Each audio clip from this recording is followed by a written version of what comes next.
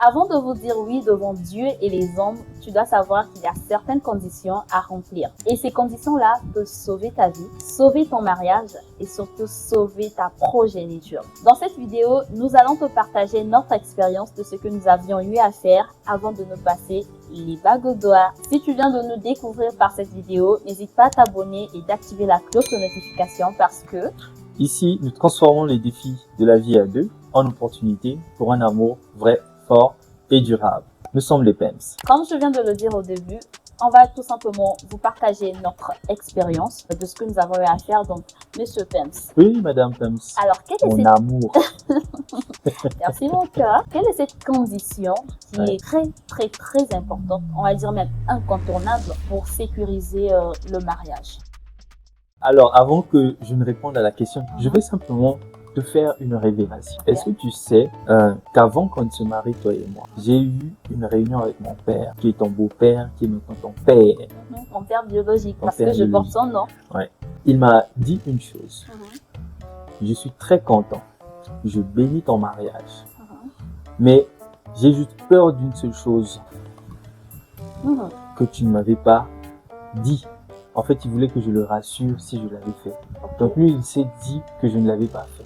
Il avait peur. C'est quoi C'est-à-dire, là où j'étais, j'ai dit, ah, papa a peur d'une chose, c'est quand même compliqué. Ouais. Après, il me dit, aujourd'hui, les jeunes commencent à se marier sans connaître l'état de santé des autres. Il m'a dit, est-ce que vous avez fait les examens prénuptiaux? Voilà pourquoi nous faisons cette vidéo, pour tout simplement déjà t'avertir, toi qui veux te marier, que c'est vraiment impératif et très important. D'ailleurs, au Congo où on s'est marié, c'est pas possible que tu te maries si tu ne présentes pas en fait le document des tests prénuptiaux. C'est vrai que bon, il y a des gens qui savent maintenant comment falsifier et tout, mais pour votre bien, ne le faites pas. Il faut vraiment faire ces examens. Pas. Et alors, moi, j'ai rassuré papa. Je lui ai dit, non, papa, t'inquiète pas. Nous, on a fait le truc là. On a même fait ça 2 fois, je crois. Oui, on a fait 2 les examens 2 fois. Pourquoi? Parce que, bon, on a eu un petit souci, dans le sens où on avait prévu une date de mariage, mais on a eu un grave problème qui est arrivé dans notre vie. Donc, il y avait bouleversé, en fait, le planning. Ce qui fait que... c'était par rapport aux dates, je pense. C'était par rapport aux dates. Oui. Et quand on repart maintenant à la mairie, on leur dit, mais écoutez, on avait fait ça il y a déjà 6 mois. Ils disent, ça marche pas, il faut encore refaire. Ah, bon, non, On ne s'inquiète pas. t'inquiète pas, on a dû refaire tous ces tests-là. Donc, s'il te plaît, même quand tu vis tous les jours, il faut toujours connaître ton état de santé. Hein, généralement, les gens parlent de statut sérologique, mais bon, les tests ne se limitent pas qu'à un statut sérologique. Monsieur Pems, Oui, Madame Pems. est-ce que tu te rends compte que sur 100% de personnes, il y a au moins, je vais dire, 75% de personnes qui ne connaissent même pas leur groupe sanguin? Waouh, mais tu connais pas ton groupe sanguin, c'est grave. Comment est-ce que les gens font Franchement, c'est très grave parce que je me dis, en termes de santé, c'est le B à bas. Bah oui, oui. Ça peut arriver que tu fasses un accident et tu es en train de saigner, tu perds le sang et tu as encore ta conscience. Et arrivé à l'hôpital, bon, il faudrait directement te transfuser. Mais si tu ne connais pas ton groupe sanguin, on peut te demander, ah monsieur, vous avez quel groupe sanguin? Directement, quand tu dis j'ai un groupe sanguin A, j'ai un groupe sanguin O+, ils savent déjà qu'est-ce qu'il faut faire. Mais quand tu ne sais pas, et parfois même tes parents aussi ne savent pas, tes proches ne savent jusqu'à ce pas. point-là, c'est chaud quand même. Jusqu'aux parents, mais dis donc. Mais on a vu des personnes qui ont perdu la vie. Je le dis en connaissance de cause parce que ma maman, c'est un corps médical et donc ils rencontrent ce genre de problème-là tout le temps. Ils sont là, la personne est presque mourante, mais il faut encore chercher le temps de faire les examens. On peut perdre la personne très rapidement. Donc vraiment, il faut faire attention sur ça. Ce sont des éléments qui peuvent sauver ta vie. Vraiment, surtout par ça, il faut commencer.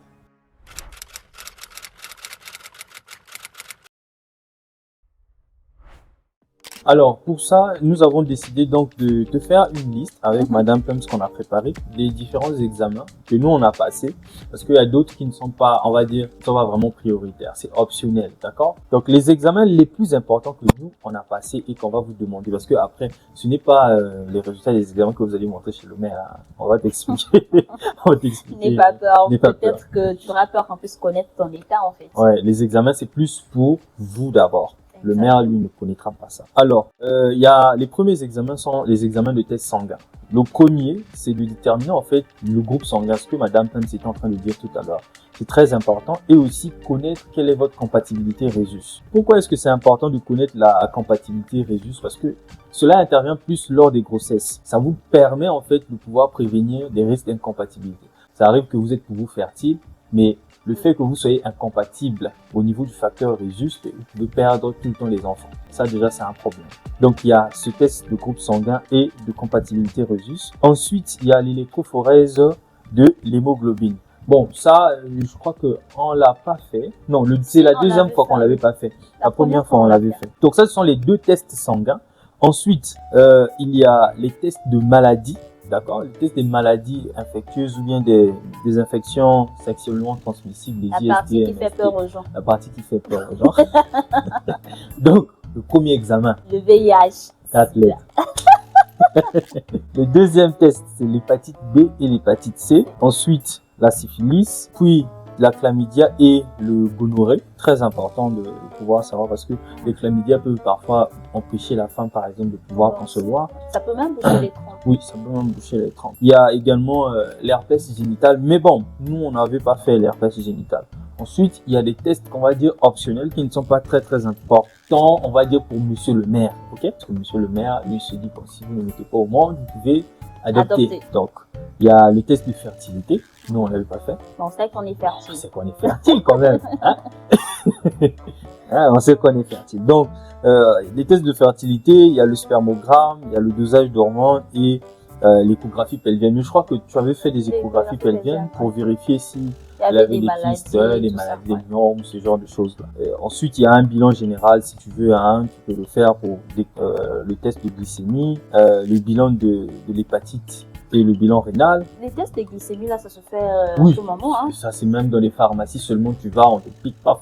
Ça, vous n'êtes pas vraiment obligé. Le monsieur le maire n'a pas besoin de ça. Mais vraiment, le test des maladies infectieuses et sexuellement transmissibles, et les tests sanguins, ça, vous pouvez pas vous en passer, c'est pas possible. Maintenant, quand vous avez fini avec les différents examens, vous allez attendre la sortie. On va vous dire si c'est bon ou si c'est pas bon. Le docteur va vous conseiller, il va vous faire peur. Mais non. Mais chérie, il faudrait également les rassurer qu'ils ne doivent pas avoir peur pour le faire. Bah oui, non. Parce que... Bon, tu avais quand même peur des piqûres. Oui. Oui, mais j'avais peur d'être piquée. Mais je n'avais pas peur des examens. C'est différent. À savoir, elle n'avait jamais fait un test de sida. Moi, j'avais déjà fait des tests de sida 2 fois parce que je suis un donneur en fait, universel. Je donne le sang. Moi, je n'ai pas la force de dire. C'est vrai que ça peut stresser un peu, mais le fait, ce n'est pas d'avoir peur parce que les gens se disent que non, quand on parle de sida, ça doit forcément sortir que non, parce que tu as eu à mener une mauvaise vie, tu as eu beaucoup de conjoints, tout ça. Mais non! Ça peut arriver que tu naisses avec. Oui, d'ailleurs, on avait suivi une vidéo d'une dame qui était en train de faire un témoignage. Elle est née avec le sida. Elle était vierge. On apprend que tu as le sida, mais comment quelqu'un qui est vierge a le sida? Elle se rappelle de ne s'être pas blessée avec des objets tranchants, tout ça. Mais elle est née avec. C'est pas de sa faute. Il faut pas juste avoir peur. Il y a certaines personnes qui ont peur. N'ayez pas peur. Ça ne tue pas. Et même si c'est ça, il y a des solutions aujourd'hui, je pense. Oui, bien sûr. D'ailleurs, même le sida est même moins grave que le facteur Rhesus. Parce que quand vous avez un point de facteur Rhesus, c'est grave. Je pense que le taux de mortalité du sida, ça a quand même baissé. Oui, ça a baissé aujourd'hui. Donc, n'ayez pas peur. Parce que je pense que ça fait partie des maladies qui font le plus peur à certaines personnes. Alors qu'il y a d'autres IST qui sont plus graves, qui sont plus dangereux. La gonorrhée, le chlamydia, tout ça. Mais dis donc. N'ayez pas peur du tout par rapport à ça. On n'est pas mort, hein, on est là. C'est pour votre bien. C'est pour votre bien. Pensez à le faire. S'il commence à bouder ou elle commence à bouder, pose-toi les questions. Oui, et n'accepte pas que l'un le fasse ailleurs et toi, non. Même pour le retrait des examens. Toujours en binôme. On ouvre ça devant vous. Oui, parce qu'il y a des gens qui falsifient les résultats là. Non, faut jamais accepter ça. Il n'y a pas également que non, on était allé faire les examens ensemble. Après, il te dit que non, j'ai un tour à faire à l'hôpital là-bas. Non, tu vas faire quoi? On attend le jour J, on va aller récupérer les examens ensemble. Attention, il faut vraiment, comme on le dit, que la confiance n'exclut pas le contrôle. C'est pas parce qu'il dit qu'il t'aime que il faut fermer les yeux. Ouais. Là, c'est la vie de quelqu'un qui est en danger. Hein. Ouais. D'ailleurs, même dès le début de la relation, avant de faire les tests, il faudrait déjà que vous soyez vraiment véridique envers l'un à l'autre. Tu vois, moi, je préfère que l'autre aille découvre la chose par toi-même. Même quand vous allez passer des examens, au moins, ça ne sera pas une nouvelle, quoi. Oui, vous serez déjà au courant que oui, en effet, il souffre de serre, tout ça. Là, au moins, c'est différent. Que, voilà, comme on dit, tu arrives comme ça. L'autre peut même tomber, c'est grave. Bon, mais ça peut arriver que la personne elle-même aussi ne soit pas... Bon, ça, c'est un cas vraiment à part. Très, très à part. Que la personne soit ignorante. Ouais. Par exemple, pour moi qui n'avais jamais fait ces tests-là, ça pouvait arriver, boum, et je suis dépassée. Et j'allais faire comment? Dieu seul sait. Mais bon, donc, en tout cas, ce sont des tests qui sont impératifs pour vous de faire avant de faire un pas de plus. Donc, c'est pendant les fiançailles, normalement. Donc, vous êtes passé par votre pasteur, il a dit, OK, on peut vous fréquenter, vous avez vu les familles, nanani, nanana, avant déjà de dire, ah, nous, on va donner la date. Allez déjà faire les tests. Et si vous êtes même plus vigilant, vous pouvez aussi le faire avant. Même avant. Même deux fois, c'est pas grave. Vous n'avez même pas besoin que monsieur le maire vous donne des papiers pour aller le faire, ou bien que votre pasteur vous dise que non, vous devez faire les tests. Non, ça doit rester dans votre tête. Ouais. Ça doit faire partie des priorités de votre préparation de mariage. Alors, après avoir fait les différents examens, vous allez avoir donc les résultats. C'est pas ce que vous allez présenter chez le maire. Le maire n'a que foutre de ça. C'est votre vie privée. Vous devrez donc aller voir maintenant une autre entité qui va vous délivrer maintenant un certificat, en fait, d'accord, d'examen prénuptiaux, qui va vous donner le droit de pouvoir vous marier, parce qu'on a vu que vous n'avez pas de problème de compatibilité. D'ailleurs, nous, on a été compatibles à 99,99%. Donc, on était étonnés. Là où elle avait, par exemple, 0,2, moi j'avais 0,3, de l'autre côté elle pouvait avoir 0,3 et moi 0,2. Donc mais du franchement coup, on n'a pas compris hein. Mais bon, ce sont les œuvres de Dieu. Donc quand vous allez finir, vous allez voir cette personne. Nous on était allé voir un monsieur à la CNSS, donc à la Caisse nationale, pour ceux qui sont à Caisse nationale de sécurité sociale, je crois, quelque chose comme ça. Un truc comme ça. Ouais. Pour ceux qui sont à Brazzaville, donc nous sommes allés là-bas à la CNSS parce qu'on avait également fait nos examens au niveau de la CNSS, tout en sachant qu'il y a plusieurs endroits pour faire des examens, hein. Là où il y a des laboratoires, c'est là où il faut le faire. Donc, à Brazzaville, il y a le laboratoire national, des cliniques, tout ça, nous, on va pas faire leur publicité. Donc, les hôpitaux, tout ça, nous, on est allé à la CNSS. Ensuite, le médecin qui nous avait prélevé et tout, c'est lui qui nous a donné le contact du monsieur qui nous avait délivré maintenant le certificat. Donc, on est passé là-bas, lui, il nous a délivré le certificat. Et c'est ce certificat-là que tu vas aller donner maintenant dans ton dossier, là, auprès du maire.